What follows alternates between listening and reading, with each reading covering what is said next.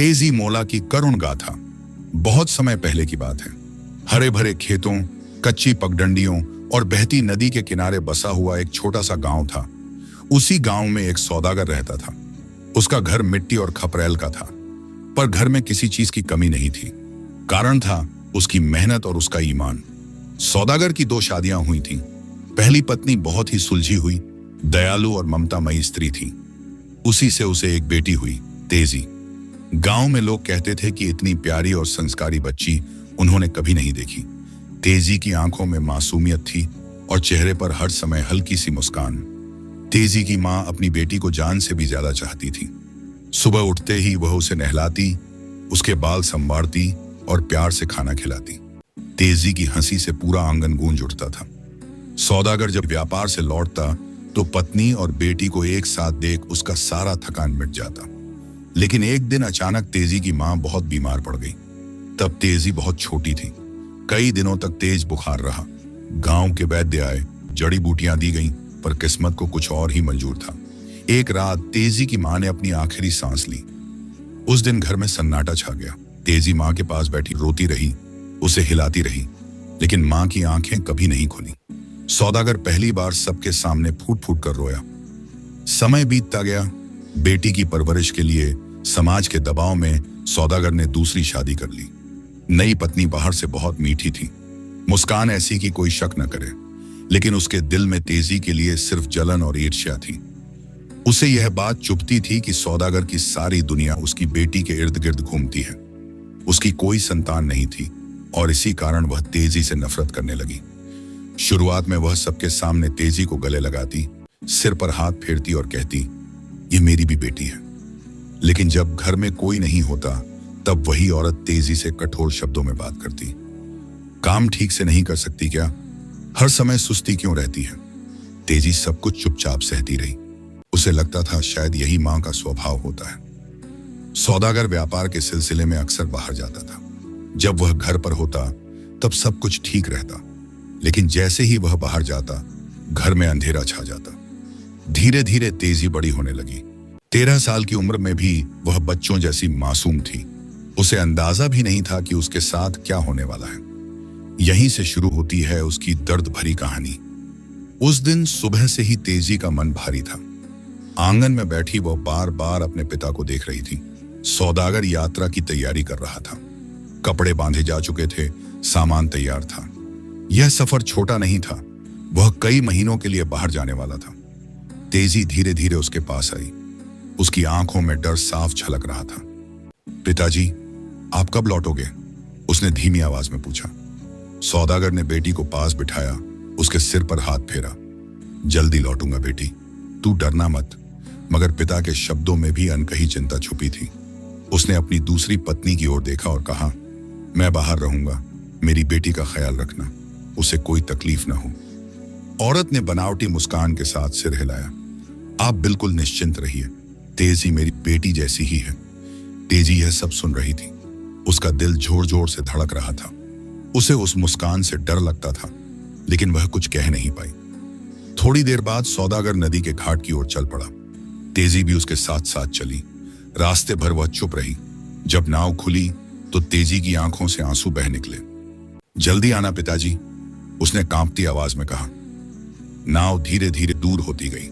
तेजी वहीं खड़ी रही जब तक नाव आंखों से ओझल नहीं हो गई। उसे नहीं पता था कि पिता के जाते ही उसकी जिंदगी किस मोड़ पर जाने वाली है। घर लौटते ही माहौल बदल गया। सौतेली मां की आवाज गूंज उठी। कहां मर गई थी? इतना काम पड़ा है, जाकर तालाब से पानी ला। तेजी बिना कुछ कहे कलश उठाकर चल दी। लौटते ही फिर आवाज आई, बर्तन पड़े हैं, झाड़ू लगा, खाना बना। उस दिन से तेजी की सुबह काम से शुरू होती और रात थकान में खत्म होती। उसे ठीक से खाने को नहीं मिलता, कपड़े फटे रहते, छोटी सी गलती पर मार पड़ती। कई रातें वह भूखी सोई। कई बार तकिए में मुंह दबाकर चुपचाप रोई ताकि कोई उसकी आवाज न सुन ले। उसे हर पल पिता की याद आती। वह आसमान की ओर देखकर सोचती, काश पिताजी जल्दी लौट आए। लेकिन दिन बीतते गए और जुल्म बढ़ता गया। तेजी की मासूम हंसी कहीं खो गई। उसकी आंखों में अब सिर्फ डर और इंतजार था। और इसी इंतजार के बीच एक दिन गांव में शादी की खबर आई। गांव में उस दिन कुछ अलग सी चहल पहल थी। ढोलक की आवाज दूर से ही सुनाई दे रही थी। रंग बिरंगे झंडे और आम के पत्तों से सजे दरवाजे बता रहे थे कि किसी के घर शादी है। यह शादी तेजी की सहेली के घर थी, वही सहेली जो अक्सर उसके आंसू पोंछती थी। तेजी के मन में बरसों बाद थोड़ी सी खुशी ने जन्म लिया। उसने सोचा कुछ देर के लिए ही सही वह भी हंसी देख पाएगी, गीत सुन पाएगी। उसकी आंखों में चमक आ गई। जब उसने सौतेली मां से शादी में जाने की बात कही तो औरत कुछ पल चुप रही।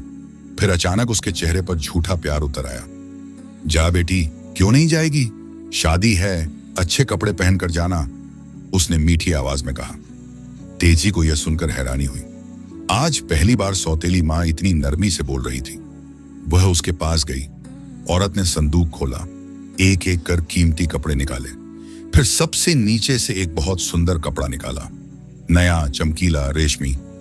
यह पहनकर जाना, उसने कहा, लेकिन अभी मत पहनना, वहां जाकर पहनना, नहीं तो रास्ते में गंदा हो जाएगा। तेजी खुशी से भर गई। उसने कपड़े को माथे से लगाया और गठरी बनाकर संभाल लिया। उसे क्या पता था कि उसी कपड़े में उसकी तकदीर का जहर छुपा है। तेजी के जाते ही सौतेली मां ने ठंडी हंसी हंसी। उसी कपड़े की तहों में उसने एक जिंदा चूहा और जलता हुआ कोयले का अंगार छुपा दिया था। शादी में पहुंचकर तेजी एक कोने में बैठ गई। जब गीत शुरू हुए तब उसने कपड़े बदलने के लिए गठरी खोली। अचानक उसमें से एक चूहा कूदकर भागा।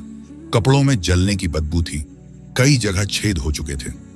तेजी की सांस अटक गई। उसकी आंखों से आंसू बहने लगे। वह सिसकने लगी। उसकी सहेली दौड़कर आई, सब समझ गई। उसने तेजी को गले लगाया और अपने कपड़े पहनाए। रो मत, उसने कहा, तू मेरी बहन जैसी है। तेजी ने किसी को कुछ नहीं बताया। वह जानती थी घर जाकर क्या होगा। शाम ढलते ही वह चुपचाप घर लौट आई। घर में कदम रखते ही सौतेली मां की आवाज आई, आ गई मेरी राजकुमारी, जरा कपड़ा दिखाना तो। तेजी डर से कांपने लगी। जैसे ही कपड़ा खोला गया, जले हुए निशान देखकर औरत का चेहरा स्याह हो गया। इतना महंगा कपड़ा बर्बाद कर दिया। चिल्लाते हुए उसने तेजी पर हाथ उठा दिया। मार के बाद उसने जो कहा वह आने वाले तूफान की शुरुआत थी। अब ढेकी पर धान कूट, आज तुझे सबक सिखाऊंगी। तेजी की आंखों में डर जम गया। उसे नहीं पता था कि यह उसकी जिंदगी की सबसे आखिरी रात बनने वाली है। रात गहरी हो चुकी थी। आंगन में सन्नाटा पसरा था। दूर कहीं कुत्तों के रोने की आवाज आ रही थी और चूल्हे की बुझी राख से हल्की सी धुआं उठ रही थी। तेजी सहमी हुई ढेकी के पास खड़ी थी। उसके मन में डर था, लेकिन वह कुछ बोल नहीं सकी। सौतेली मां ने कठोर आवाज में कहा, धान डाल। तेजी ने कांपते हाथों से धान उठाया और ढेकी में डालने लगी। उसकी आंखें बार बार ऊपर उठती जैसे कोई बचा ले, लेकिन वहां कोई नहीं था। ध्यान से डाल, औरत ने कहा, और अगले ही पल उसने ढेकी को जोर से गिरा दिया। तेजी की चीख निकल गई। दर्द असहनीय था। वह रो पड़ी, मां, दर्द हो रहा है। चुप, औरत ने डांटा। एक हाथ में ही तो लगा है, दूसरा हाथ है ना। तेजी ने रोते हुए दूसरा हाथ बढ़ाया। फिर वही हुआ। ढेकी फिर गिरी। दर्द ने उसकी सांसें रोक दी। वह जमीन पर गिर पड़ी, लेकिन उसे उठाकर फिर खड़ा कर दिया गया। अब पैर से डाल, वह बोली। तेजी की आंखों में अब सिर्फ भय था। उसने कांपते पैर से धान डाला। ढेकी फिर गिरी। उसके होंठ नीले पड़ गए। दूसरा पैर भी है। औरत की आवाज पत्थर जैसी थी। एक एक कर तेजी की ताकत टूटती चली गई। वह अब रो भी नहीं पा रही थी। उसकी आवाज गले में ही अटक गई थी। अंत में औरत ने कहा, सर से डाल। तेजी ने आसमान की ओर एक बार देखा। उसकी आंखों में अपने पिता की तस्वीर तैर गई। होंठ हिले, पिताजी। और फिर ढेकी गिरी। आंगन में सन्नाटा छा गया। चांद बादलों में छुप गया। तेजी अब न हिली न बोली। सौतेली मां कुछ पल तक उसे देखती रही। फिर उसने उसे घसीटा और घर के पीछे ले गई। वहां पहले से खोदे गड्ढे में उसे दफना दिया। मिट्टी बराबर कर दी, जैसे कुछ हुआ ही ना हो। लेकिन धरती ने उस मासूम को यूं ही नहीं दबाया। उसी जगह कुछ दिनों में एक नन्हा सा पौधा उगाया। वह तेजी की चुप चीख थी, जो अब धरती के सीने से फूटने वाली थी। तेजी को दफनाए हुए कई दिन बीत चुके थे। घर के पीछे का वह कोना अब पहले जैसा नहीं रहा। जहां मिट्टी पलटी गई थी, अंदर सी लौकी उगाई, देखने में बिल्कुल सामान्य, लेकिन उसमें तेजी की दबी हुई आत्मा सांस ले रही थी। सौतेली माँ कभी उस तरफ नहीं जाती थी, जैसे उसे डर लगता हो। गांव वालों के पूछने पर वह हर बार यही कहती, तेजी अपनी सहेली के घर गई है, लौट आएगी। एक दिन गांव में एक बूढ़ी भिखारिन आई। उसके चेहरे पर थकान थी, आंखों में भूख। वह घर घर जाकर खाने की भीख मांग रही थी। जब वह सौदागर के घर पहुंची तो बोली, बिटिया कुछ खाने को दे दो। सौतेली माँ ने रूखे स्वर में कहा, यहां कुछ नहीं है, आगे बढ़ो। भिखारिन की नजर घर के पीछे उगी लौकी पर पड़ी। उसने उंगली से इशारा किया तो माँ उसी बेल से एक लौकी तोड़ दे। औरत झुंझला गई, बोली, मैं खुद कई दिनों से लौकी नहीं खाई, तुझे कहां से दूं? दिख रही है तो खुद तोड़ ले। भिखारिन धीरे धीरे उस बेल की ओर बढ़ी। जैसे ही उसने लौकी को छूने के लिए हाथ बढ़ाया, अचानक एक करुण आवाज गूंजी, दादी मुझे मत तोड़ो, मुझे मत छुओ। मेरी सौतेली माँ ने एक कपड़े के लिए मुझे ढेकी में कूट कूट कर मार डाला। मैं तेजी हूं। भिखारिन के हाथ कांपने लगे। वह घबरा गई। उसे लगा कोई आत्मा बोल रही है। वह वहीं से पीछे हट्टी और डर के मारे भागने लगी। भागते भागते वह चिल्लाती रही, उस घर में मत जाना, वहां लौकी नहीं, किसी मासूम की आत्मा है। उसकी आवाज सुनकर सौतेली मां सन्न रह गई। उसके शरीर में सिहरन दौड़ गई। वह पहली बार उस जगह गई जहां तेजी को दफनाया था। लौकी की बेल लहलहा रही थी। उसके मन में डर और गुस्सा दोनों उमड़ पड़े। यह सच में वही है, उसने बुदबुदाया। रात के अंधेरे में उसने उस लौकी की बेल को उखाड़ा और दूर खेत में फेंक आई। लेकिन तेजी की आत्मा को कोई मिटा नहीं सका। जहां में सौतेली मां ने रात के अंधेरे में लौकी की बेल फेंकी थी, वहां कुछ ही दिनों में एक नया जीवन उगाया। एक नींबू का नन्हा सा पौधा, और देखते देखते वह एक छोटा सा नींबू का पेड़ बन गया। उस पेड़ पर ढेरों नींबू लगे थे, चमकते हुए, रसीले। दूर से देखने पर लगता था जैसे किसी ने पीले दीप जला दिए हों। एक दोपहर गांव के कुछ बच्चे उस खेत के पास गाय चरा रहे थे। धूप तेज थी, प्यास भी लग रही थी। बच्चों की नजर नींबू के पेड़ पर पड़ी तो उनके मुंह में पानी आ गया। चलो एक एक नींबू तोड़ लेते हैं, एक बच्चे ने कहा। दूसरे ने कहा, पहले पूछ लेते हैं कहीं किसी का तो नहीं। वे सब सौदागर के घर पहुंचे और सौतेली मां से बोले, मां खेत में नींबू का पेड़ है, हम एक एक नींबू तोड़ लें। औरत ने झूठी अनजान बनते हुए कहा, मैंने तो कोई नींबू का पेड़ नहीं देखा, अगर दिख रहा है तो तोड़ लो। बच्चे खुशी खुशी खेत की ओर दौड़े। जैसे ही एक बच्चे ने नींबू तोड़ने के लिए हाथ बढ़ाया, अचानक नींबू कांप उठा। फिर उसी नींबू से एक करुण, जानी पहचानी आवाज निकली, मेरे भाइयों मुझे मत तोड़ो, मुझे मत छुओ। मेरी सौतेली मां ने एक कपड़े के लिए मुझे ढेकी में कूट कूट कर मार डाला। मैं तेजी हूं। बच्चों की आंखें फैल गईं। उनके पैरों तले जमीन खिसक गई। किसी ने चीख मारी, किसी के मुंह से आवाज तक नहीं। सब बच्चे डर के मारे भाग खड़े हुए। घर जाकर उन्होंने हांफते हुए सौतेली मां से कहा, हमें नींबू नहीं चाहिए, उस पेड़ में कोई देव या आत्मा है। वह तेजी बोल रही थी। औरत का चेहरा पीला पड़ गया। उसके हाथ कांपने लगे। वह भागकर खेत पहुंची। वही जगह, वही मिट्टी, जहां उसने लौकी की बेल फेंकी थी। उसे अब यकीन हो गया, ये तेजी ही है। उस रात उसने किसी को बताए बिना नींबू के पेड़ को काटा और टुकड़ों में नदी में बहा दिया।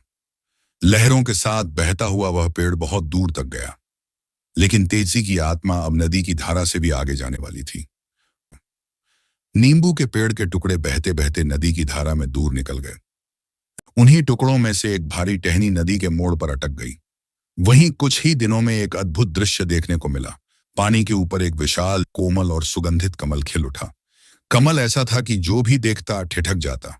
उसकी पंखुड़ियों में अजीब सी चमक थी, मानो किसी की आत्मा उसमें सांस ले रही हो। नाविक जब उधर से गुजरते तो कहते, यह साधारण फूल नहीं है। कई महीनों बाद उसी नदी के रास्ते से सौदागर अपने व्यापार से लौट रहा था। उसके मन में बस एक ही चाह थी, अपनी बेटी तेजी को देखना। रास्ता लंबा था, थकान बहुत थी, पर घर पहुंचने की आस उसे संभाले हुए थी। नदी के मोड़ पर उसकी नजर उस कमल पर पड़ी। सौदागर ठहर गया। उसकी आंखें भर आईं, बिना जाने क्यों। नाविक, उसने कहा, वह कमल तोड़ लाओ, मेरी बेटी को फूल बहुत पसंद है। नाविक जैसे ही कमल के पास पहुंचा और हाथ बढ़ाया, अचानक कमल से करुण आवाज निकली, मुझे मत छुओ, मुझे मत तोड़ो, मेरी सौतेली माँ ने एक कपड़े के लिए मुझे ढेकी में कूट कूट कर मार डाला। मैं तेजी हूं। नाविक घबरा गया। उसके हाथ कांपने लगे। वह पीछे हट गया और सारी बात सौदागर को बता दी। सौदागर का दिल जोर से धड़कने लगा। एक फूल कैसे बोल सकता है, उसने कहा और खुद नाव से उतर पड़ा। वह कमल के पास गया। जैसे ही उसने हाथ बढ़ाया, वही आवाज फिर गूंजी, पिताजी, मुझे मत तोड़ो, मैं आपकी तेजी हूं। सौदागर के पैरों तले जमीन खिसक गई। उसकी आंखों से आंसू बह निकले। उसे सब समझ में आ गया, अपनी पत्नी का स्वभाव, बेटी का डर और उसकी लंबी अनुपस्थिति का अंजाम। उसने कांपते हाथों से एक सुपारी और एक लड्डू निकाला। बोला, अगर तुम मेरी तेजी हो तो सुपारी खाना, अगर कोई और हो तो लड्डू। कमल की पंखुड़ियां हिली। उसी फूल से एक मैना चिड़िया निकली और सीधे सुपारी पर चोंच मारी। सौदागर फूट फूट कर रो पड़ा। उसने मैना को स्नेह से उठाया और बोला, मेरी बेटी जिंदा है, किसी रूप में। वह मैना को पिंजरे में रखकर घर की ओर चल पड़ा। घर पहुंचते ही उसने पूछा, तेजी कहाँ है? औरत घबरा गई। पहले वही पुराना झूठ बोला, वह सहेली के घर है। लेकिन सौदागर की आंखों में आज आग थी। सख्ती से पूछने पर वह टूट गई और सब सच उगल दिया। मैंने उसे मार डाला। सौदागर का क्रोध फूट पड़ा। उसने उसी क्षण औरत को घर से निकाल दिया। सौदागर उस रात सो नहीं पाया। उसका मन अपनी बेटी की यादों से भरा हुआ था। उसकी हंसी, उसकी मासूम बातें और वह डर जो शायद उसने कभी समझने की कोशिश ही नहीं की। पिंजरे में बंद मैना चुपचाप बैठी थी, जैसे सब कुछ जानती हो। सुबह होते ही सौदागर ने पिंजरा खोला। उसने मैना को अपने दोनों हाथों में थामा। उसकी आंखों में आंसू थे। अगर तुम सच में मेरी तेजी हो, उसने भारी आवाज में कहा, तो यह गमछा ओढ़कर अपने असली रूप में आ जाओ। उसने अपना गमछा मैना पर डाल दिया। एक पल के लिए हवा थम गई, फिर हल्की सी रोशनी फैली। मैना फड़फड़ाई और देखते ही देखते एक इंसानी रूप उभर आया। वह तेजी थी, वैसी ही जैसी वह यादों में थी। मासूम चेहरा, नम आंखें और कांपते होंठ। पिताजी, वह फूट पड़ी। सौदागर ने उसे सीने से लगा लिया। दोनों देर तक रोते रहे। वह आंगन जो वर्षों से सूना था, फिर से सांस लेने लगा। तेजी ने पिता को सारी सच्चाई बताई। हर मार, हर भूखी रात, हर अपमान। सौदागर का सिर शर्म से झुक गया। उसने गांव वालों को बुलाया और सबके सामने ऐलान किया, जिस औरत ने मेरी बेटी पर अत्याचार किया, वह अब इस घर की नहीं रही। सौतेली मां को गांव से निकाल दिया गया। उसे कभी किसी ने नहीं देखा। तेजी फिर से जीवन की ओर लौटी। उसे पढ़ाया गया, प्यार दिया गया। वह जान गई कि सच्चाई चाहे जितनी दबा दी जाए, एक दिन सामने आ ही जाती है।